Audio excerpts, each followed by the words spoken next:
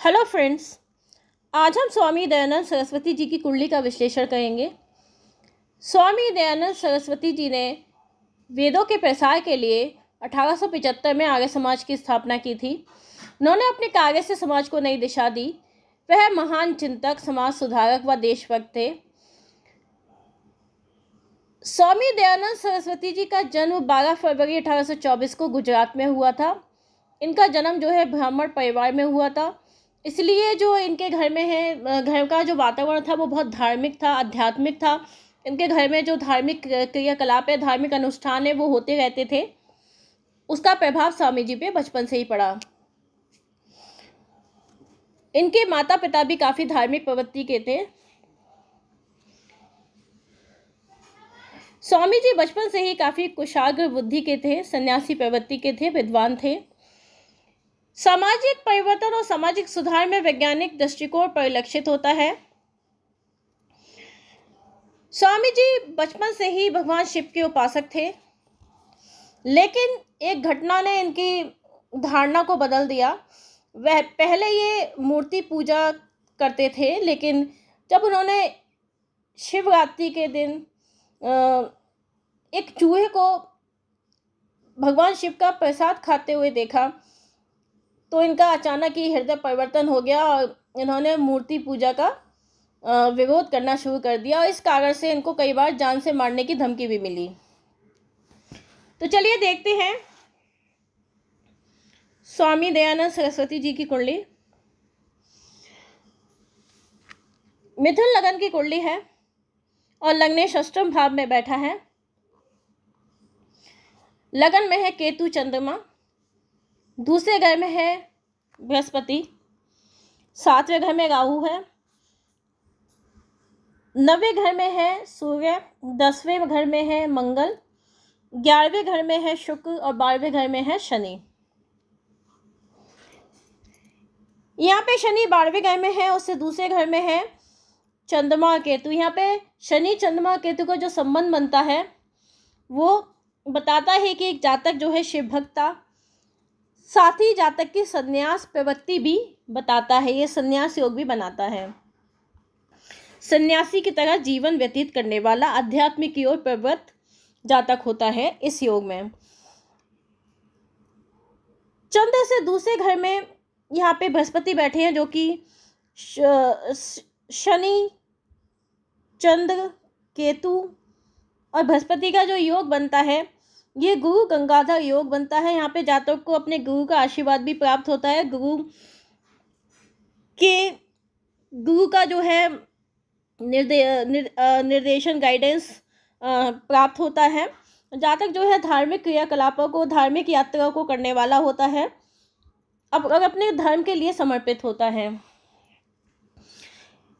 यहाँ पे लगन में चंद्र और केतु का योग बनता है, जो कि ग्रहण योग है, चंद्र ग्रहण योग, जो कि बताता है कि जातक जो है बचपन से ही धार्मिक प्रवृत्ति का था और साथ ही में जो इनकी माता जी थी वो भी धार्मिक प्रवृत्ति की थी। चंद्र केतु की युति में माता जी भी जो होती हैं वो धार्मिक प्रवृत्ति की होती हैं, काफ़ी दान पुण्य करने वाली, अध्यात्म से संबंधित होती हैं।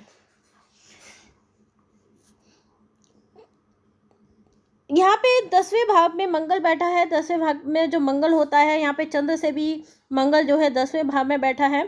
ये कुलदीपक योग बनाता है। जहाँ तक अपने परिवार का, देश का नाम रोशन करता है।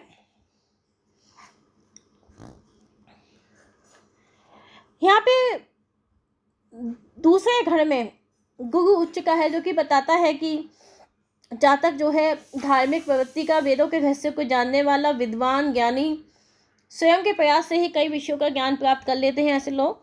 और यहाँ पे जो है वाक सिद्धि योग भी बनता है। व्यक्ति जो बोलता है, जो कहता है, उसकी बात में वजन होता है, वो बात उनकी सिद्ध हो जाती है। लोग उस बात को स्वीकार करते हैं, मान लेते हैं। यहाँ पे जातक का वैदिक साहित्य में जो इंटरेस्ट है वो भी गुरु की स्थिति जो है शो करती है। यहाँ पे जो शुक्र है वो शनि से 12वें भाव में बैठा है।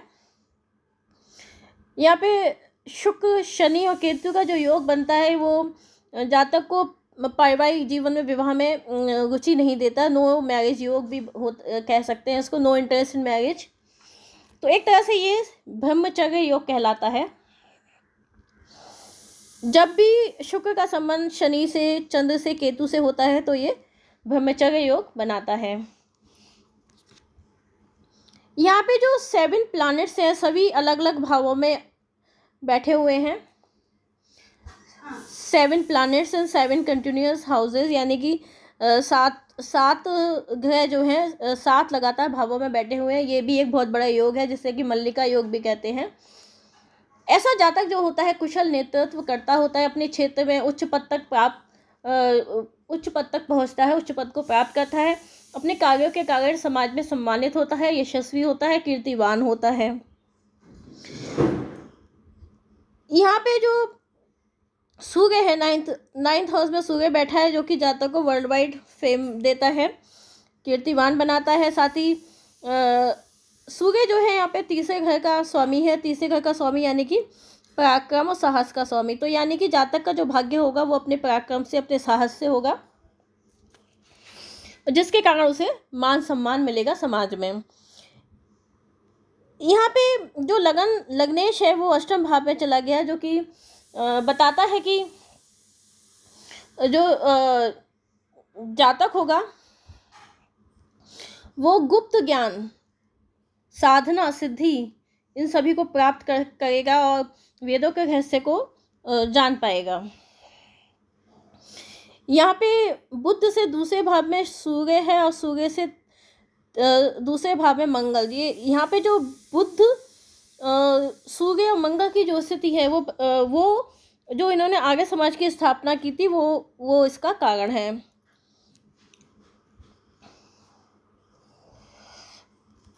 यहाँ पे सूर्य से पंचम भाव में केतु है, चंद्र है, जो कि बताता है कि इनके पिता भी जो हैं धार्मिक प्रवृत्ति के थे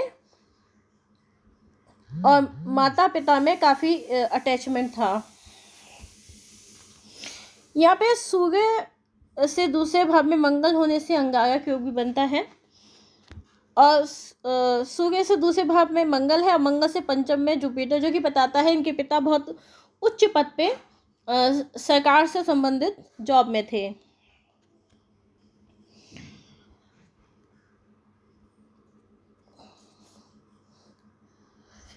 तो फ्रेंड्स, ये था स्वामी दयानंद सरस्वती जी की कुंडली का विश्लेषण। अगर आपको ये वीडियो पसंद आया तो इसे लाइक करना मत भूलिएगा। Thank you.